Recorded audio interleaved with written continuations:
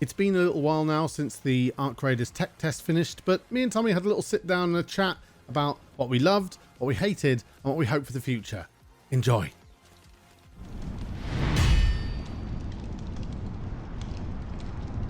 Right, so you got Tommy and me here. Yes. So let's start talking about.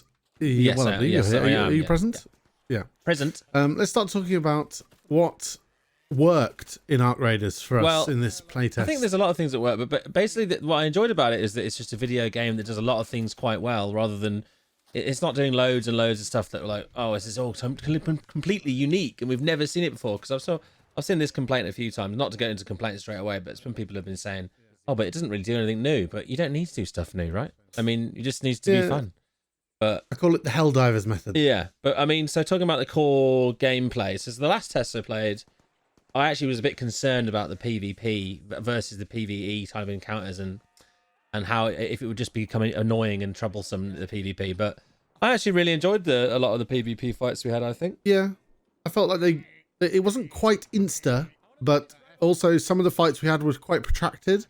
Yeah, well, that's what makes them fun, I think. Same for Hunt. When a fight goes on for like multiple minutes and like, you know, there's opportunities to get each other up and you know, yes, that does involve using the 3PP, which of course would be a big point of contention for a lot of people. They'll just be like, well, I hate it because it's third person and you can peek around corners. But yeah, you know, you just have to play with that in mind and just, you know, use it to your advantage as well sometimes.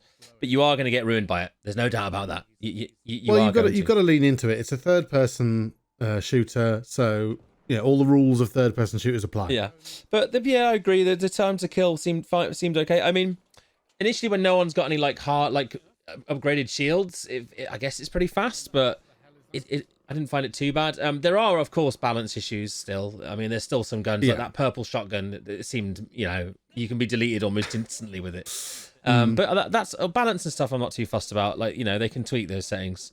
But the actual movement that you mentioned on there as well, like movement, actually, I think that was quite good. I will say the sliding, I think, is okay for like, I like mine to be able to slide down a hill to like quickly escape or whatever. But if you tried to slide like in a straight line, your character would end up like going whoa, and you can't really stop. You just have to like wait for the animation to finish. I wonder, like, you know, give it another couple of weeks where players have got their hands on it. Are we going to see people like jump sliding around corners with shotguns? Well, yeah, and also there was some cool movement tech where, you know, you can fall off a building and then grab a ledge below and stuff rather than having to. And I like that there's like there is full damage, but it's not brutal. Like it, you know, you do that. There's just like a really long animation if you land from a high height, so you can't like jump on top of someone because you'll just be scrabbling around on the floor while they shoot you. But you know, stuff like that, and the animations look really good. Like I think a lot of the animation blending looks nice. I didn't have any problems like traversing, like vaulting or anything like that. I didn't find myself getting too much stuck the grapple hook. Well, that's the snapshot. Obviously, that's a crazy item that, you know, is a high tier item that kind of completely changes how you play. And maybe again that might need balancing because I feel like maybe it should have charges or limited charges. Will we find that in 2 to 3 weeks of the game being live, everybody's got a snapshot? Yeah, it's kind of well, we'll see. I suppose I think maybe it needs to be rarer. But yeah, the healing isn't too fast, nor is it too slow. And yeah, utility is actually super important in this game. Initially, I wasn't really using any, but actually, a lot of the grenades and utility are really useful, especially the pickup utilities, like the snitch grenade. That if you kill a snitch, you can actually throw its eye and it will spawn wasps where it lands. Which I didn't get to use really, like in a situation. I tried, but I think actually the wasps end up coming attacking me. But you know, that's that's like the bees in Hunt. Oh yeah, it's a tradition. But I think there's some cool opportunity for some fun utility there. Yeah, and I think that obviously, like you said, it's the drops off the mobs themselves. Like the bison has some kind of gravity grenade. Yeah, Jack used it once. Yeah, he tried to use it on it's got like a singularity and stuff. So there's some quite cool, unique like equipment you can mix into the gunplay, which I think makes it, you know, there's opportunity for meme plays as well. I think as well on this game. Yeah. Almost for me, it kind of feels like there's almost opportunity for like only in Battlefield, if I could coin a phrase, type moments. You know what I mean? Like there's some really fun. I've seen some clips already of people using a snapshot to hook onto each other. So someone hook shots the edge of a building and they hook shot the back of them, and then they get catapulted miles through the air. Oh wow! And then they obviously you land and sort of go down. But there's some some of them are using it to like slingshot across that rooftop map quite far. And because they hadn't gone down very much, they'd just gone forward, they were managing to slingshot themselves across the map. Now that's all very good and well. Will they patch that out? Maybe. But I love stuff like that. I enjoy just silly stuff that you can do. Like, it's kind of fun, and it makes it fun. Imagine fun in a video game. Yeah, there's a deployable wall as well, which I used once, but I think that could have its place in certain situations. The zip line as well, very very useful. Yeah, the zip line, particularly on the rooftopy map. I think like I said, I like all the tools and stuff they've added so far, and there's obviously space for a lot more. But the general gameplay, very good PvP. Yeah, that's the gameplay. Well, yeah, PvE as well. I mean, the PvE is a big part of it, and a lot of the robots all do have their own little sort of ways of fighting them, and I think that they are actually they're quite fun to fight. Like the bison's terrifying when it leaps at you like a freak. Wow. And the big chain gun lad we fought a few times, and the sound is just mad on him. So yeah, I think overall combat's solid. Yeah. What about art and visual, Tommy? Art. How did that make you feel? Well, again, I think they've really done a really good job on nailing a sort of post-apocalyptic, sandy atmosphere. I'd love to see some more biomes as well, but it feels like we're mostly in what they call the Rust Belt on Ark Raiders. I don't know how many more maps we've got, but the test had 3. But no, I really enjoy it. I like the look of the enemies. It's weird because the Ark enemies, they kind of go from pathetic like drones operated by an idiot down the park to that horrible freak, the bison and the queen and stuff, which are quite horrible. But they're also still a bit janky, which I like. I kind of like that. Well, because they're so physics based. The face huggers. Well, yeah, because they're so physics based. They're you can shoot an engine off and they'll go and buzz against the wall like an idiot. And I don't know. There's something. Yeah. It's kind of like threatening and not touching again on gameplay, but rodeoing them and jumping up on top of them as well. Yeah, we managed to do that. I've seen people. I've rodeoed one, and I saw people rodeoing those Rocketeers actually, and just being taken around the map, sniping people off the back of it. Which is kind of crazy. I assume you can get on top of the Queen, but we never tried, sadly. Yeah, no, I didn't understand they were aliens until you told me. I thought it had been some kind of AI gone wrong. I think it is aliens, right? I think they are robot aliens they've from just another world. They've just appeared above the planet and they've battered everything. And now we've all gone underground. Maybe the world building could slightly kind of. I guess that'll come with quests, right? Like explaining the world. Yeah. And little audio notes maybe and things like that. Yeah, obviously I'm not too fussed about that. The whole lore of the raiders going up top to loot old world relics and then coming back down below, but at the same time sort of fighting each other for a joke or whatever doesn't really make much sense, because obviously you're all surviving as a human race against this horrible threat, and you're like, hey, I want that piece of metal. I'm going to knock you out, you little... Yeah, you go. Oh, you. Obviously, for the purpose of the game, fine. But, in terms of an actual narrative, it doesn't make any sense why you'd be fighting each other. But, such as... Unless you were from rival raider factions or something like that. But I don't even think it's supposed to be that. But it doesn't matter. It's a video game. Who cares? Yeah, I think the visuals are nice. It looks very strong. It runs really well as well. I think a lot of people are just pleased that it's, looks nice and it runs well. I think that's all we can ask for, really. Yeah. Well, an important part of the League... an important part of the art is where the League come into play, and the UI. I actually found it to be non-aggressively... Yeah.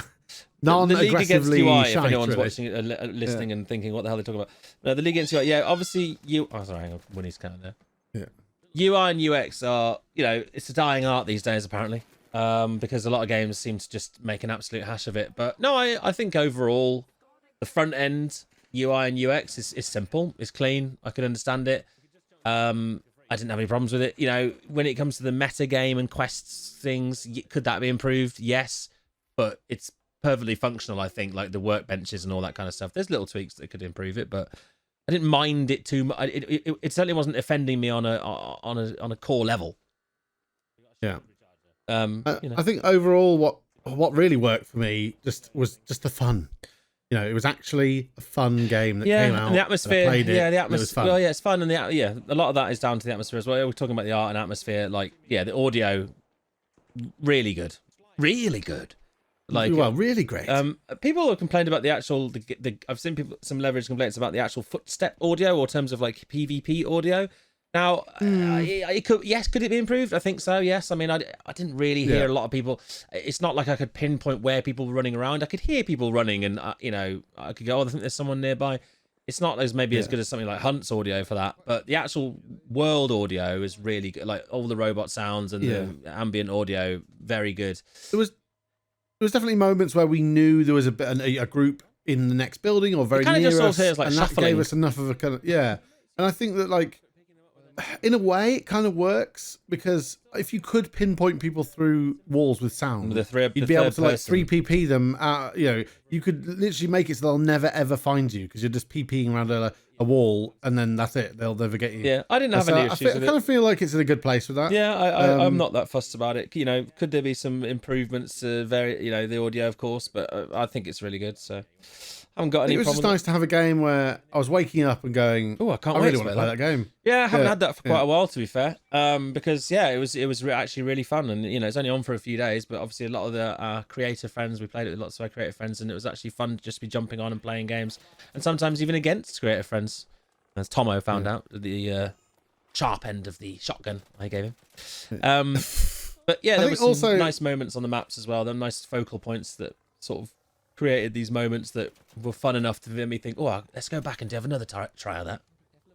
Yeah, I think it wasn't much of a vertical slice, in that it was actually, a full rounded experience, even though it was somewhat limited maybe, but the actual, the external metagame was there. You've got questing, you've got a base to upgrade, and there's even like little battle pass things akin to Helldivers where you buy it and then you just level it up and go through it. Yeah.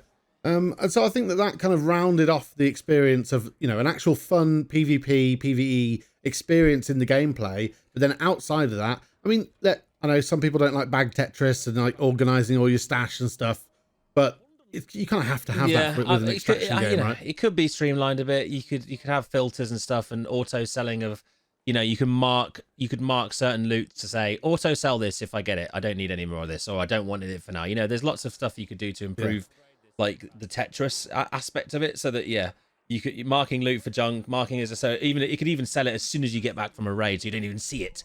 You can mark stuff like that if I'm never going to need any more of these, or I'm not interested. I don't care. Trinkets, it could do that for you, to be honest, because trinkets, I think that they're just the valuable items that they are. But then you see, there's some that are used for quests. So I suppose it would be down to you to know whether you want to keep them, or, like, for example, the rubber ducks, which plagued you. Yeah, but well, we've slipped into the next topic I kind of wanted to speak about was, what could be improved, and what do we hope for the next playtest and maybe the release if it's not too far off. Well, yeah, I think UI on the sort of meta game bit with all the menus. I did find myself sort of swimming in menus occasionally, like when I'm trying to like build a gun, add attachments, like do a loadout. I'll be like, click. Oh, which one's that? Oh, the smoke grenade. Yeah. I mean, being able to again. Similarly, build a loadout where you go, oh, I just want a cheap loadout here. I need a ferro and a couple of smoke grenades and a bunch.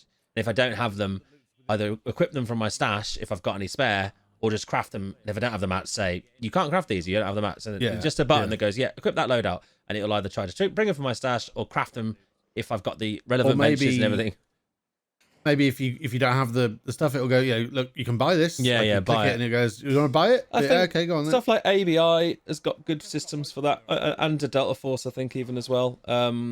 Just being able to quickly get it back into a game, I think, is good. Because there is always going to be an element of inventory management, but I think it can be curtailed somewhat with some UI options and tweaks. Well, lovely segue there. You mentioned about getting back into game. I think that the joining into mid-game should be abolished, except for when you're using the free loadouts. So I've actually looked, because I was thinking about this, and we talked about it on stream as when we were playing as well. But yeah, basically what we're talking about is that the games are 30-minute sessions, and you can, when you matchmake, you can either be at the start of that session, or it will drop you some way through the session. It can join you in a random point up to, it looks like maybe even until there's 15 minutes left. I don't think we joined much below that. 15 seemed to be the shortest. I don't think we ever did drop below that, but it seems like you can drop in from between the start of the game and 15 minutes. Now, what that means is you might drop into a game when it's got 15 minutes left, and all the high tier loot, it's been gobbled, and they might have even already extracted. They could have gone in 10 minutes, got some high loot they needed, and left. And then you're like, oh, well, I had a key for that room, but doesn't mean anything now. And that does provide frustration, I would say. Now, the reason I was looking at, because people were talking about this, the reason they've done that is to keep servers feeling alive, feeling like there's always players and raiders around. So I totally understand why they've done it. But like you say, could it be that they would just make it so that when you choose the quote unquote scav run, aka free loadout, That's when it goes right. If you choose a free loadout, you can be put in a game at any point. But if you choose your raider loadout, we're going to matchmake you at the start. I don't know, to be honest. I'm now like thinking, is it better just to have constant alive lobbies regardless, or is it better to have, the option of always being able to having the loot there, or is it just part of the game? We go, damn, we've joined a lobby that's like only a bit halfway through, so we'll try that next lobby or something like that. I don't know.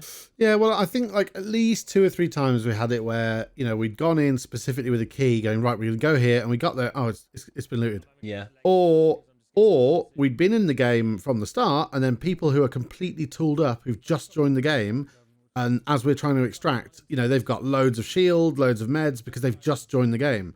So, and we were kind of like attritioned out of basically having no meds left. Yeah, it's a difficult one because it's like, I don't know.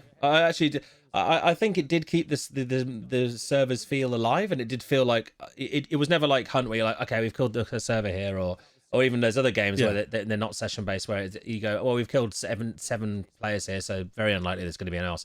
And I quite like the idea of not actually having that safety. You're like, well, I don't know, like there could be people spawning in now, but I don't know. I think at the moment it's okay, but I feel like if you keep playing and you get spawned in midway through rounds over and over and over and over and over again, it's quite annoying. So maybe there could be some sort of waiting system to be like, we've matched you guys in like quite a lot, like unfairly, let's say, quote unquote unfairly. But then maybe it is fairly, because maybe you go in, you find someone who's massively looted, kill them, get all their stuff, and leave. We just don't know. Yeah, I suppose that's the not Occam's razor. What am I thinking? Raised edge of gameplay that dog's egg. Raised edge of gameplay that extraction shooters and extraction games give you is that it's all or nothing, 0 to hero, and then hero to 0. If it had a really healthy player base, which I think it will, because it's I think just saying that the free loadouts are the ones that come in midway would probably be fine, but remains to be seen. Yeah, weapon balance as well. I'm not going to razz them too much of that, because it is just a tech test, and it's much better than it was in the first test. I'll say that. I think it feels better. Yeah, definitely. The pistol in the first test, I was being killed in like 2 shots with it. I was like, bang, bang. Oh, okay. The anvil or whatever. But so it did feel a bit better. But yeah, some of the purple guns that have got purple attachments on them. I mean, it is a gear-based game, right? So ultimately, you can very much be killed by a gun that's much better than your armor and what you've got. Again, there's not really any way around that. They could matchmake you against similar gear types, and I think, I don't know if that's what they're doing, but if they match everyone, tightly against like the purple gear versus purple gear, then it's kind of the same as grey versus grey at that point. So I don't mind a bit of variety.